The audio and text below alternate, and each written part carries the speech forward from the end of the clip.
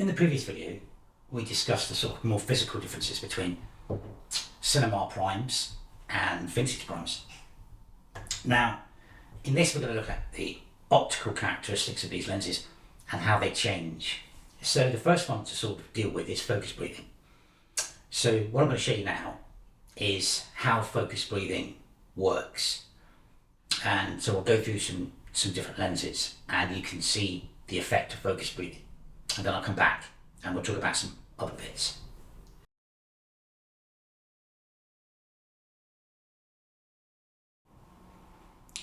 Okay, so focus breathing. So I've got the contact, Zeiss contact 35mm f2.8 on the front of the camera. Now it's a bit dark because I've had to stop it down to f22 to make sure that I don't get any sort of like depth of field stuff going on, everything blurs out. So what I'm going to do now is I'm at close focus, which is about 4.4 of a meter on this, and now I'm going to rack or pull focus all the way through the shot. Now the thing to watch is the side of the cake. Okay, so here we go. So I'll go all the way to infinity, all the way through onto the globe, through the globe to infinity. Now if you see now, the edge of the cake has moved completely into shot, and also you can see what's behind it on the right hand side. So I'll come all the way back again. And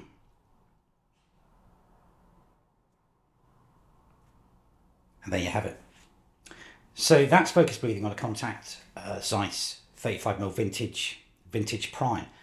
I'll switch over now and I'll put on the Zeiss CP3 and we can have a look at that.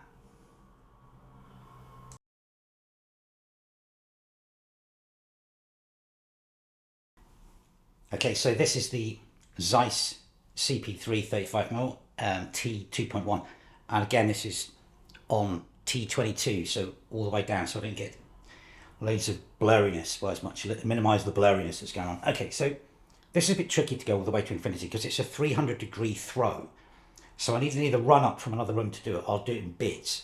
So again, watch the side of the cake, and then watch the background image as well. So we'll start. We're on. What are we on now?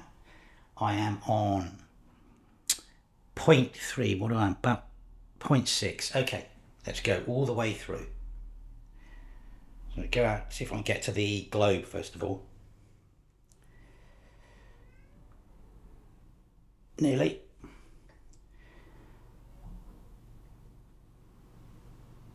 And I'm all the way out. You can see that the cake has moved in, but not anywhere near as much as the contact did. Anyway, I'll come all the way back. Again, it'll be, I might wobble the camera doing this because it's huge. Back.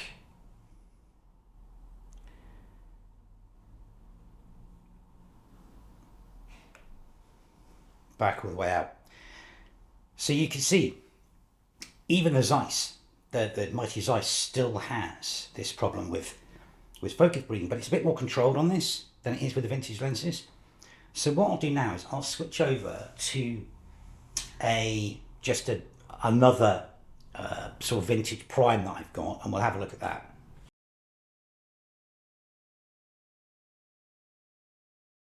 Okay, so I've got my mystery 35mm prime on here, and it's another vintage lens. So I'm just going to repeat the same process. I'm watch the edge of the cake. I'm going to rack focus, pull focus all the way through, and watch the edge of the cake move in and out, and the rest of the picture. There you go, all the way back out, all the way back in. There you go. So there you go. So the vintage lens is not so great. That Zeiss CP3 isn't a new lens. It's probably 5 to 10 years, but it's much more controlled. Anyway, I'll switch over to something else. I'll switch over to a very modern lens, to a Sigma 18 to 35 f1.8. It's a classic lens that people put on their Black Magics and things like that. It's not full frame, but let's have a look at that.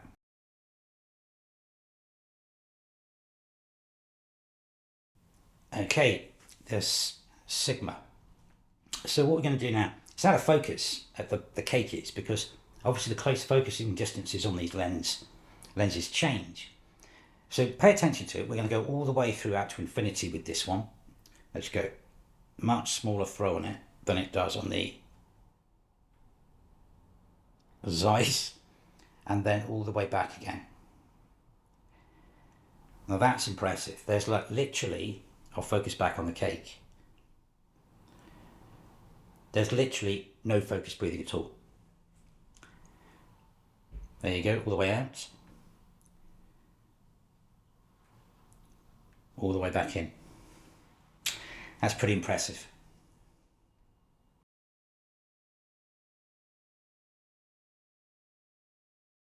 Okay, so that's focus breathing. It's an interesting one. Obviously, with photography, it isn't a huge issue. It is if you're doing with digital, if you're stacking images, either probably for macro or landscape, because I don't know if you noticed in those videos, the objects change size. So as you're going backwards and forwards with your focusing, the actual object, because it's zooming, the object's changing size. So when you focus stack, that can potentially create issues. I believe most of the focus stacking software now accounts for this. Okay, but from a cinematography point of view, if you're sort of focusing between two objects, that can cause problems. I mean, if you think about it from a VFX point of view, now we've got a zoom in the shot. It's supposed to be a static, and if you have to do tracking and things like that, that could be problematic. And then there's the more the arty part. Does it look nice? I mean, if you're stood on set and clients are looking at a monitor, and it's a static shot, and you've just got to change focus, and then they go, "What's that? What's going on there?" And you have to explain what this is. I mean, that's a bit problematic as well. But it's one of those things where, you know, as you can see, the Zeiss does it. So, I mean, but it's a little bit more controlled. But it is funny that the Sigma, which I think we got second hand for like 500 quid, doesn't have any at all. So if you're really doing a shot that you needed, I wouldn't choose the Zeiss. You'd choose, you know, it's the right tool for the right job. So, I mean, while these things are great, you know, and they give you looks and stuff like that, sometimes it might not be the right thing for the job. And you might be setting yourself up for a problem later on down the line, post-production, or just on set with the client, really, especially if you're doing commercials. They can't understand why the edge of the shot's wobbling around and the can's changing size. When you go from the glass with the ice in it to the bottle of whatever behind it. Anyway, so that's focus breathing. Now, the other thing is colour rendition. These things come in matte sets, so they match the colour across each one has matched colours. You know, it's become quite a big thing. If you look at Cook lenses, most of the Zeiss now are colour matched, so that you're assured that when you change lenses, that the next lens you put on looks the same as the last lens. Now, it's not quite so good with these. Some of them are better than others. I think Leica's pretty good. These aren't that bad. Some of the others are all over the shop. But yeah, I mean, it's not as huge a problem now because everything goes into like post-production, DaVinci Resolve. It's a massive problem with film, but it's not a problem so much anymore because obviously you can adjust stuff in post-production and match the colours up. And obviously, you know, if you're in a bigger production, you as a GOP, you've got the basis of it, and then you and the colorist are going to go and give it the look. But it is something to bear in mind when you're like a smaller scale, that you'll need to have a good working knowledge of colour to be able to match things up. I mean, it's fine when you don't have a client on the end of it and you're just doing it for yourself and your girlfriend's running around the beach and you're filming it and all the footage looks lovely. Then you have to get, you know, a shot per shot per shot that matches. The colorist will have to try and do it. But obviously, if you want to try and do it with the lenses in the first place to make it all easier, because if you want to use like a show lot, which is basically an overview look across everything, and that makes everything look the same, you'll get variation when we go between the lenses, so you'll have to do a bit more extra work. So that's basically you know, color, the color matching between lenses. It isn't a gigantic issue, but it exists now. You know, it does exist, especially with the vintage primes. They're more likely to be not coloured correctly. Most of the modern photography lenses are colour matched now, and most of the most basic glass, I think, you know, Canon L glass is colour matched. All the Zeiss stuff's colour matched, even for photography. So that's great. But it's when you get into the realms of vintage then things start to get a bit more interesting. And the last thing just to discuss about is optically, is bokeh and that sort of area. Now, there's a big thing about this, and people are like, ninja stars and shape bokeh. It's all creative choices, lens flares. If you want them, if you're in a science fiction movie, like J.J. Abrams, and you put tons of lens flares in, lens flares do not exist in the real world, do they? And they don't, bokeh doesn't exist in the real world. These are additional things that you can add or put into shot that aren't reality. They're optical flaws of a lens. So, I mean, when I see too much of that stuff, when I'm watching something that's supposed to be narrative driven, and it's not science fiction, but you watch too much of that stuff in the background and all that, I know I'm looking through a lens, so it takes the reality away. So that's why it's really interesting. When you look at the older filmmakers, Spielberg, Kubrick and people like that, they very rarely use it. And I can understand the reason when you do see it in their films, it's probably because they didn't have enough light. So they've stopped the lens right down to get that shot. And obviously the moment you get down to like f2.8, f1, you're going to see it in the background when you focus on something. So I'm not really going to talk about that. I mean, it's up to you. I mean, I think it's completely overrated, and just see too much of it. And you can see all these people running around taking photographs at f1.4, and I don't know, it just looks the same. Where, I mean, if you've got a great background, you want that background in. So, I mean, for me, it's like f6, f5.6, f8, get it all in, get that shot in.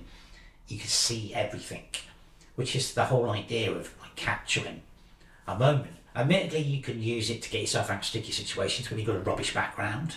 That does help.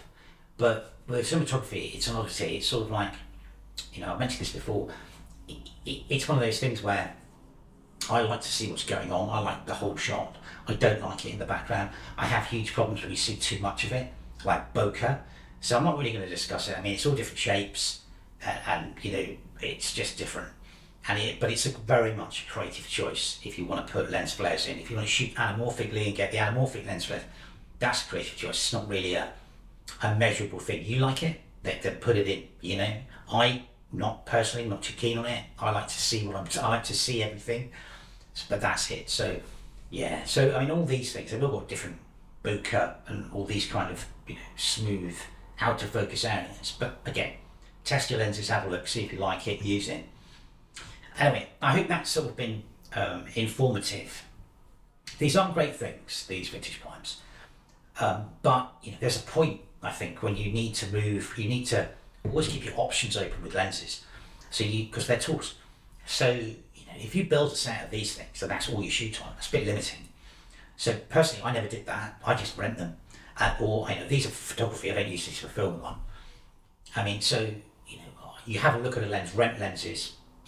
Get lenses in, look at them, what they do, because they're creative tools. So, if you like the way it looks, rent it, use it. I mean, I don't think committing to it. I mean, if you've got tons of cash, do what you like, buy all the lenses you want. But I mean, I think it's a bit limiting when people get stuck on a particular look, because they do give you looks. The outcome of this, though, after just doing that, I didn't realise how good that Sigma was. So the next time I do a lens rental, I'm going to get the cinema version of that zoom, because there's literally no movement on it. So I'm going to give that Sigma glass a go. I've never really used it. So definitely after just doing that test, I think I'm going to have a look at some Sigma glass and see what I can do with that, because that looks really good. I mean, this is lovely, but I'm going to and I probably put this to one side because I shouldn't say Sigma in front of my Zeiss Cine Prime. But I mean, yeah. So that's the thing. It's like, experiment with lenses, see what you like, and then just give them a go. But I mean, I don't know about investing in sets of these. I don't know if it's really helpful. I think that flexibility as a cinematographer is the big deal. Anyway, I hope that's useful. So I think I rambled on at the end there, but I could talk about lenses forever. They're amazing things. Anyway, thanks for watching.